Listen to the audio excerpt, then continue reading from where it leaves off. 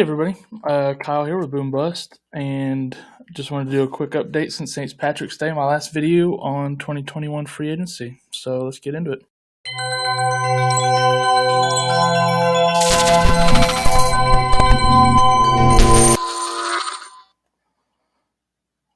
Alright, so let's share the screen. What is going on with that?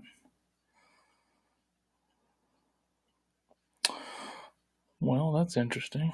Okay, I'm glad that stopped. Okay, so we're gonna hop over here. We're back on our NBC Sports / Edge free agency tracker, and we're just gonna go down through here and see if there's any updates. Looks like all the quarterbacks are pretty much the same. We talked about Fitzpatrick and Dalton. So quarterbacks are pretty much the same. Our first big difference since our last video is Kenyon Drake out in Las Vegas. That is going to be interesting. I think it's a better real-life signing than a fantasy signing because you're never going to know. It's going to be kind of like, him and Edmonds in Arizona, right? It's going to be 1 week one will do great, 1 week another will do great, and it's going to be completely frustrating, and you're never going to know who to pick. So I will probably be staying away from all of them come draft season. Let's scroll down. Marlon Mack, man, after Jonathan Taylor's late season explosion, he's nothing to worry about anymore. He's officially no longer a threat. Going down through here, I feel like I'm kind of surprised nobody's signed Chris Carson yet. He's got, although Houston did sign Phillip Lindsay, they haven't updated this for that yet, but he's going to be a pure backup. David Johnson, Mark Ingram, Lindsay's number 3. So he's officially fantasy irrelevant now unless those two get hurt. Let's see.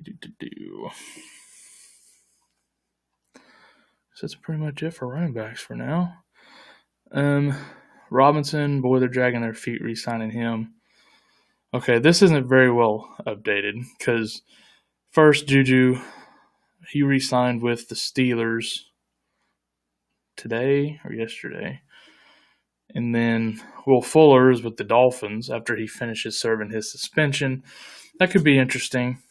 I don't know. That's kind of a wait-and-see deal. I mean, he's a super talented player, but in that offense with Tua, I'm just not sure. Not sure how well he'll do fantasy-wise. The big one here is Galladay signing with the Giants. He steps in and instantly becomes their number 1 guy, but how good is he going to be with Daniel Jones throwing him the ball? That's another – I think I'd wait and see. I mean, he always had like top 10 potential with Stafford chucking him the ball, but in New York, I'm not so sure anymore. Maybe more in that 10 to 15 range. He's still super talented, super talented. Corey Davis was one that signed before St. Patty's Day that we forgot to talk about. But, I mean, with the Jets, if they draft a quarterback or if it's got Darnold or whatever, like he's going to be all right. But he's not necessarily a stud. But, I mean, ultimately there hasn't been a ton of updates since St. Patrick's Day. Seattle grabbed Gerald Everett. They don't use their tight ends a whole lot. Rudolph going to the Giants is interesting. Just adds another weapon for – that's another reason I don't think that Galladay will be super important is that, they just got all these mouths to feed now. Ingram and Sterling Shepard and now Kyle Rudolph. The Chargers signing Cook to replace Hunter Henry is a interesting move. They should have just re-signed Henry, honestly. I know they probably didn't want to pay him what he wanted to pay, but still I think they should have because he's really good tight end. Also want to make a note. If you saw my video from St. Patrick's Day, free agency video, I had a brain fart talking about Jameis Winston and Taysom Hill in New Orleans. I accidentally called him Josh Hill, and then when I got down here to the tight ends, I saw Josh Hill here, and my brain didn't make the connection until like an hour later. I was like, that's why I got confused there for a minute, because I said the wrong name earlier. Anyways, Taysom Hill, Jameis Winston in New Orleans. Taysom, on paper, got the bigger contract, but I think Jameis will end up starting and playing for them. So, anyways, that is all I have for you guys for now as far as free agency.